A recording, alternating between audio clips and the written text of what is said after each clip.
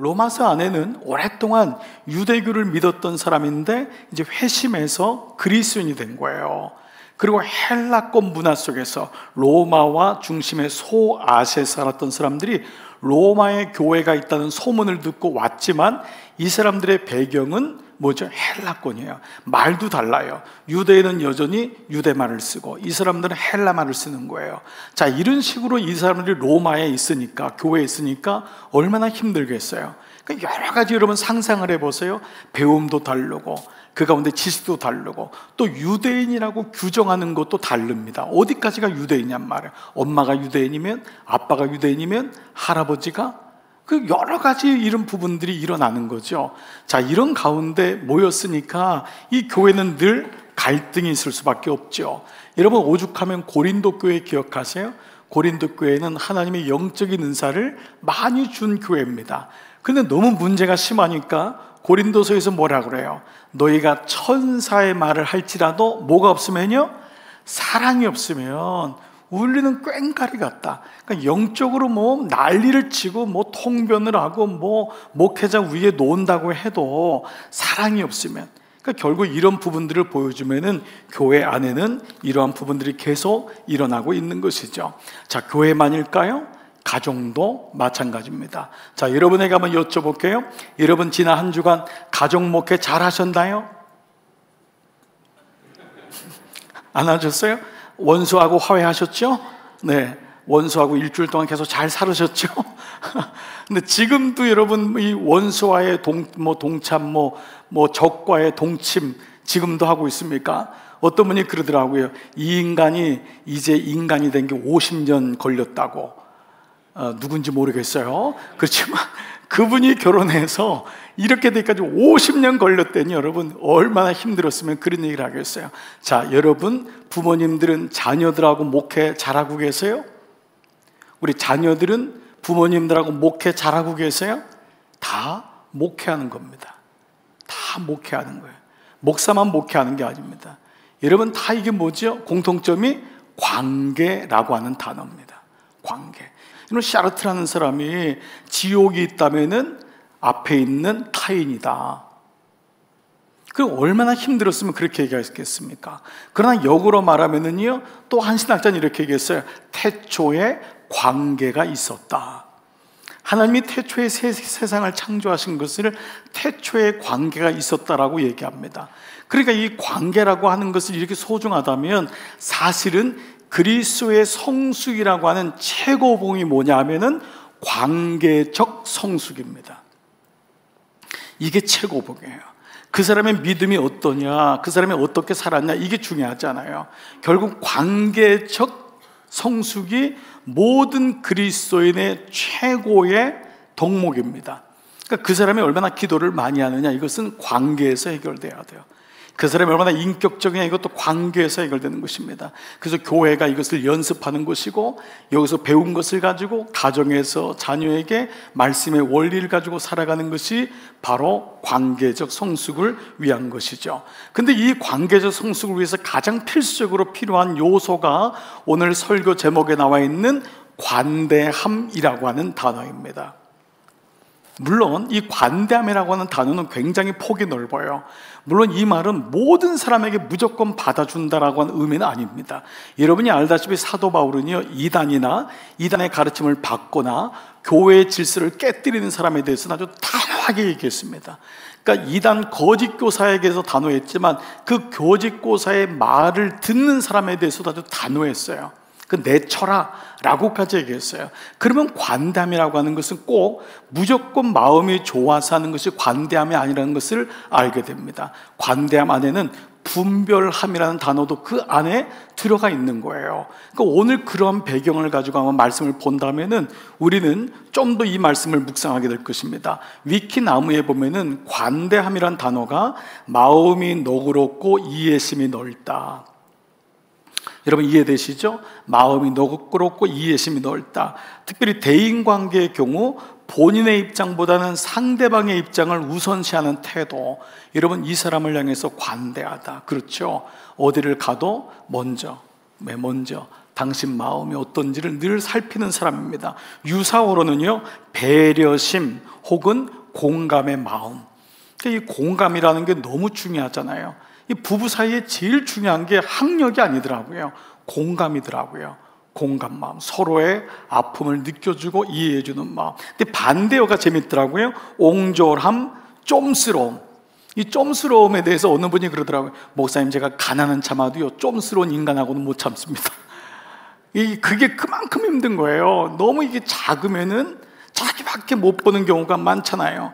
서론이 좀 한번 적용해 볼게요. 자, 여러분에게는 예수 믿은 다음에 이 관대함이 커졌습니까? 어떠세요? 여러분 안에 관대함이 있나요? 이번 한 주간 동안 관대함이 있나요? 어떻습니까? 한번 적용해 보시는 거예요. 로마서를 묵상하면서 두 가지 전제에 대한 얘기를 했죠. 첫 번째가 뭐죠?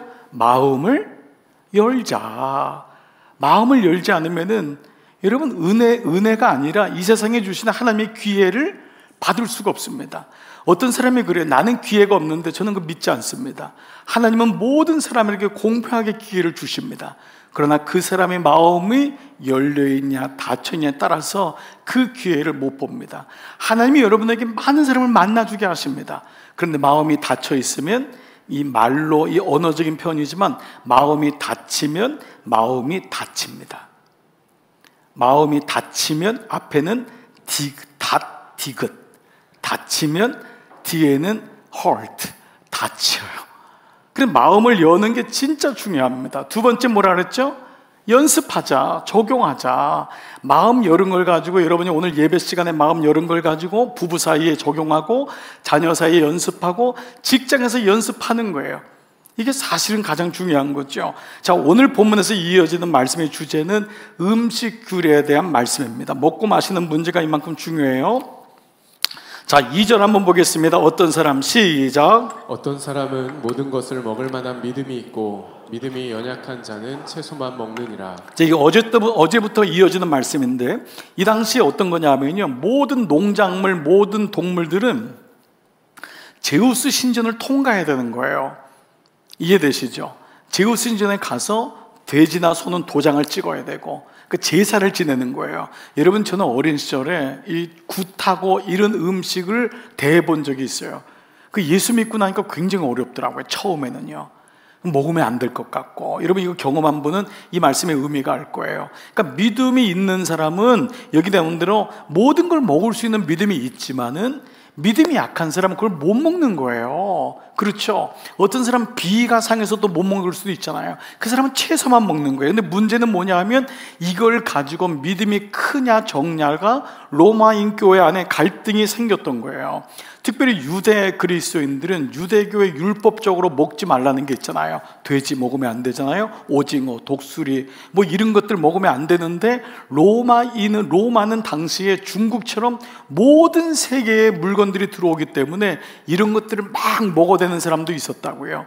그러니까 이런 부분들이 교회 안에서 갈등이 된 거예요. 유대인 그리스도인은 찝찝하거든요. 꺼림직한 거예요. 근데 그걸 가지고 헬라인들은 예수님이 다 이제 문제 없이 했는데, 구약을 예수님이 완성시켰는데 왜 너는 아직도 구약에 머물러 있냐, 이런 이제 일종의 얘기가 된 거죠. 자, 포도주 문제가 또 나와요. 포도주 문제도 사람마다 해석하는 게 다르겠죠.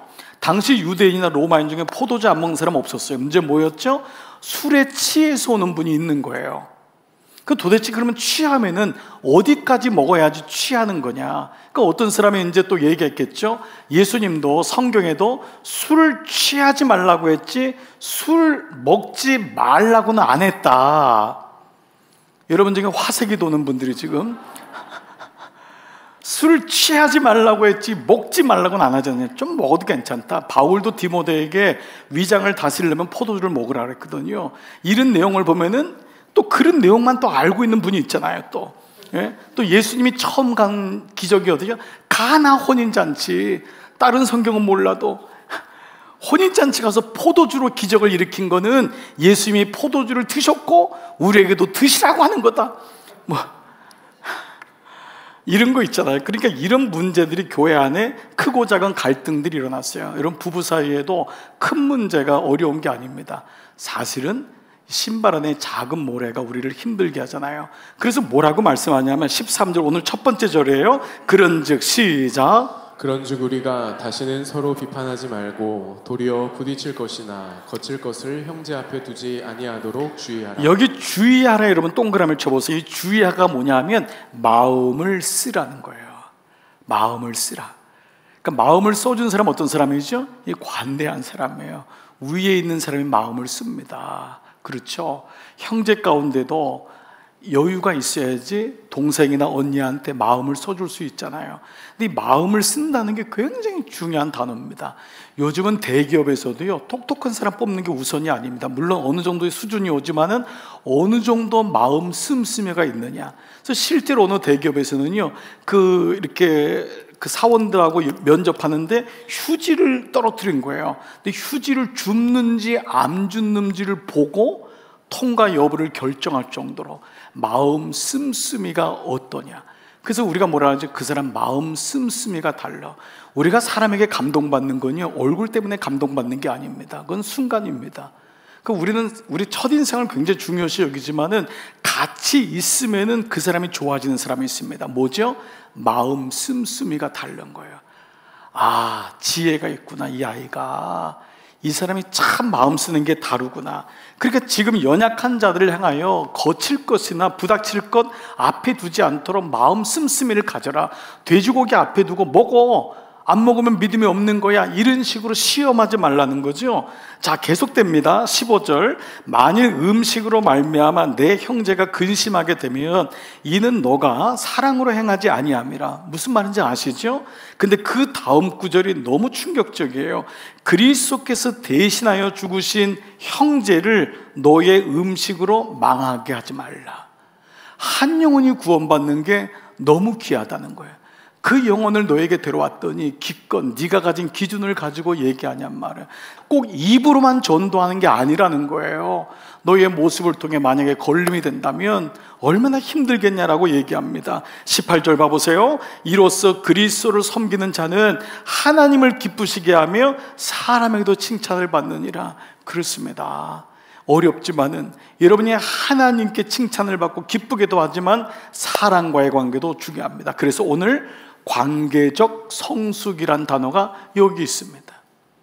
관계적 성숙이란 단어, 참 이거 우리에게 딜레마입니다. 여러분, 가까운 사람은 어려울 수 있습니다. 그럼에도 불구하고 오늘 이 말씀을 가지고 생각해 보는 거예요. 19절 이하를 보세요. 그러므로 우리가 화평의 일과 서로 덕을 세우는 일을 힘쓰나니.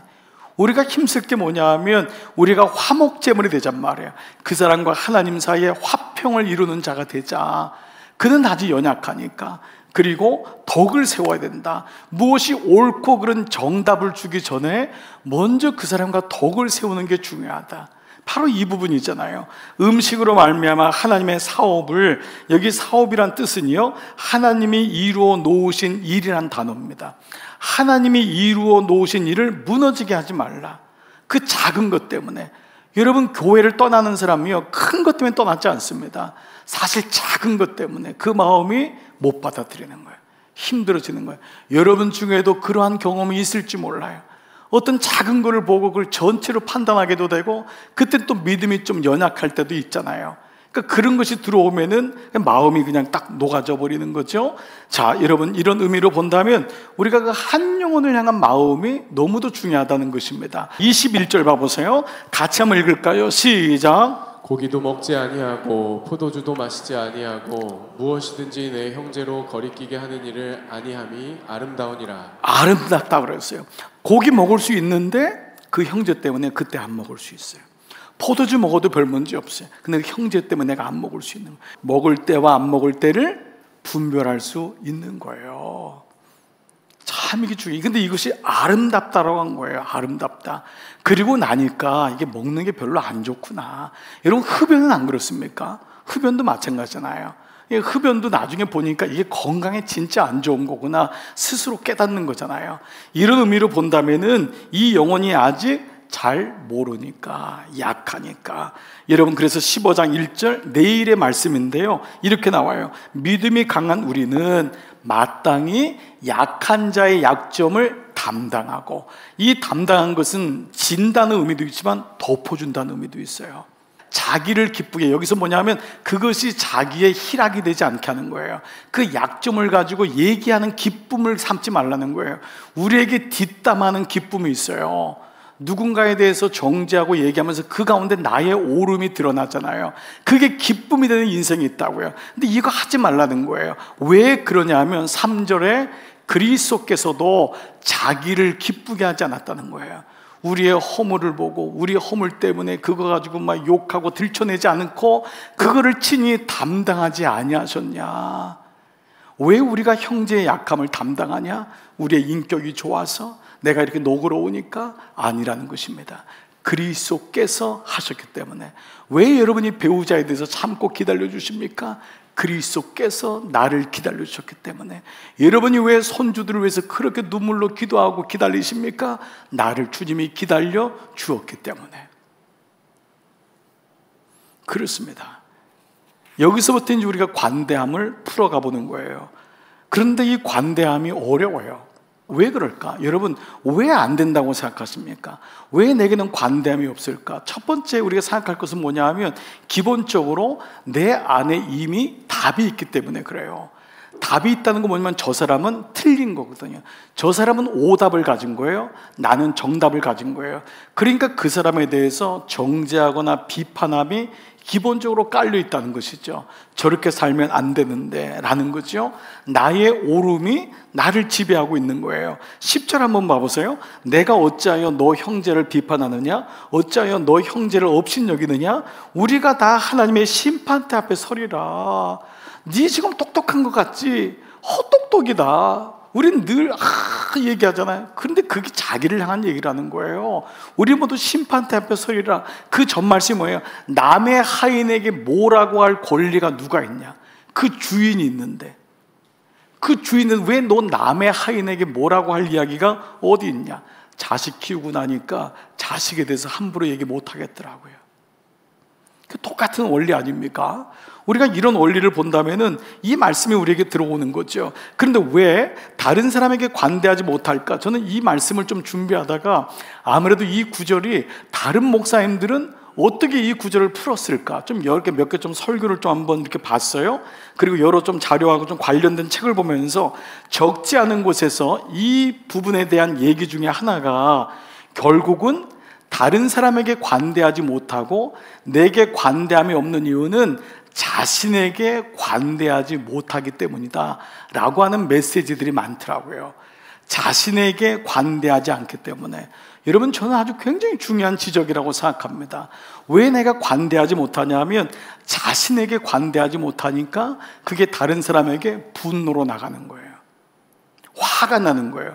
내 안에 화가 나는데 나한테는 화를 낼 수가 없으니까 아내한테, 자녀한테, 다른 친구한테 화를 내는 거예요.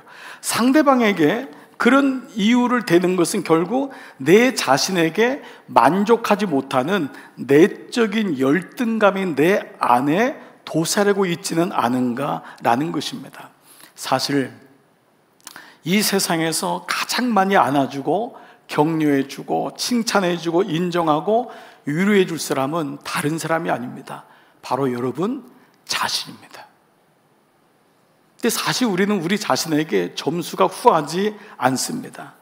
또 다른 자녀에게는 점수를 후하게 되지만은 내 자녀에게 물론 더 잘하고 싶고 잘해보고 싶고 그 아이를 좀 더 성장시켜 보고 싶은 그 마음이 있음에도 불구하고 때로는 너무 몰아붙일 때가 있습니다.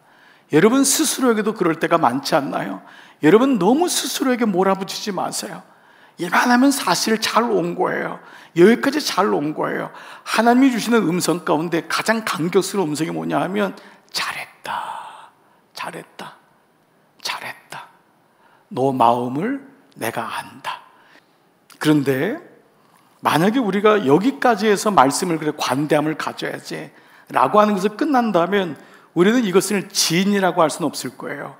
성경에서 하나님이 관대함을 왜 갖지 못할까라는 것은 하나님은 뭐라고 말씀하시는가를 찾아가야 되는 이유가 여기 있습니다. 즉 우리가 자기 자신을 향해서 관대함을 갖지 못하든 간에 다른 사람을 향해 관대함을 갖지 못하든 간에 이 관대함이라는 단어는 성향이나 성품의 문제가 아니라 영적인 문제라는 것을 간파하셔야 됩니다. 관대함은 영적인 부분인 거예요. 즉, 내 관대함으로 사람들을 기쁘게 하고 내가 이만큼 아내를 기쁘게 할 수 있지만 그것은 영원하질 않아요. 좋을 때 좋은 거예요. 아무리 성품이 좋아도 그때예요. 돌아선다고 해요. 거기까지예요. 이게 한계를 빨리 느껴야 돼요. 즉, 이것이 영적이라는 건 뭐냐면 하나님과의 관계에서 주시는 관대함이 있어야지만 끝까지 갈 수 있구나, 변질되지 않는구나, 그리고 그게 진짜 관대함이구나. 내가 가지고 있는 성품적인 관대함이 아니라 조금 더 마음을 열고 이런 차원이 아니라, 그래서 이 관대함이 영적이라면 하나님과의 관계에 나는 단절된 부분이 없는가? 나는 한 주간의 삶에서 단절된 부분은 없는가? 하나님의 부재 속에 풍요로움은 없는가? 하나님이 없는데 풍요로운 거예요. 이건 재앙입니다. 정말 무서운 거예요. 여러분, 이걸 정말 경계하셔야 돼요.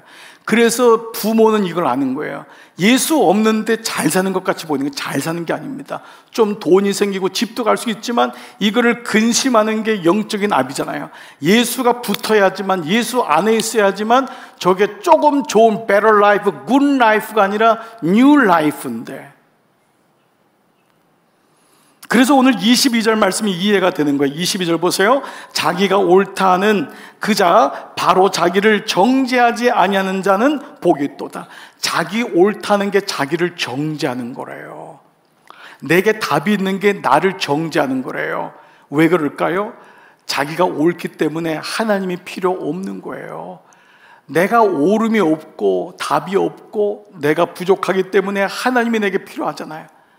아니면은 왜 하나님이 필요하겠어요? 그러니까 자기 옳다는 자는 자기를 정죄하는 건데 정죄하지 않은 자가 복이 있다라고 말씀하고 있는 이유가 여기 있습니다. 오늘 결론적인 말씀인데 왜 이게 영적이냐? 사도 바울이 17절을 얘기하기 위해서 오늘 관대함이란 단어를 끄집어낸 겁니다. 17절을 보겠습니다. 같이요, 시작. 하나님의 나라는 먹는 것과 마시는 것이 아니요 오직 성령 안에 있는 의와 평강과 희락이라. 원어적인 의미를 한번 얘기를 들어볼게요. 들어보세요. 진정한 믿음은, 진짜 믿음은 먹고 마시는 귤에 있지 않고 오직 성령 안에서 누리는 의와 평강과 희락의 풍성함을 맛보는 것입니다. 그렇습니다. 그래서 오늘 이것이 나의 인생 속에서 새롭게 시작되는 거예요. 자, 무슨 말이죠? 결론적인 말씀인데요, 여러분 자신의 관대함에서 나오라는 거예요. 여러분이 생각했던 그 관대함에 속지 말라는 거예요. 그것은 의도, 화평도, 진짜 희락도 될 수 없다. 인간적인 관대함에서 나와, 한 발자국 나와 오직 하나님의 은혜를 구하여 하나님이 주시는 관대함에 거하라. 그게 진짜다라는 거예요. 그것이야말로 오래가고 그것이야말로 진짜 하나님의 기쁨이라는 것입니다. 말씀을 마무리해 볼게요. 어쩔 때 우리가 관대할 수 있을까요? 주님의 은혜에 플러그 인 될 때입니다. 하나님의 은혜에 들어가서 그 은혜가 있어야지만 강팍하고 매정하고 무정하고 나밖에 모르고 왼수 맺으면 삐쳐있고 늘 불안한 내 인생 속에 하나님의 은혜가 들어와야지 너그러워지고, 하나님의 은혜가 들어와야지 품을 수 있고 덮어줄 수 있고 사랑해 줄 수 있는 그 마음을 갖게 됩니다. 오늘 예배 나오신 여러분에게 저는 이 마음을 하나님이 이미 주셨고 오늘 이 시간에 주실 것이고 여러분 삶에도 계속 연장되기를 주의 이름으로 축복합니다. 그것이 진짜 리얼 제너러시티, 관대함입니다. 오늘 이 은혜로 여러분 한 주간도 여러분 삶 승리하시기를 주의 이름으로 기도합니다.